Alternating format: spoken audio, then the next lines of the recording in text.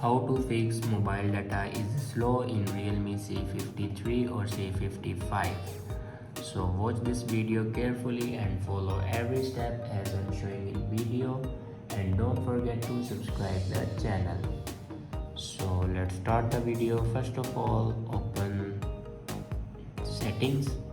In settings, here you can see the airplane mode.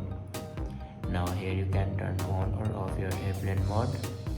After turn on or off your airplane mode, then go back to your home screen and check your network connection works properly or not.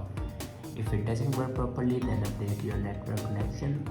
After update your network connection, then reinsert your SIM card. After reinsert your SIM card, then restart your device. For restart your device, press and hold power button and swipe up to restart your device. After doing these steps, your problem will be fixed. I hope this video is helpful for you. Thanks for watching.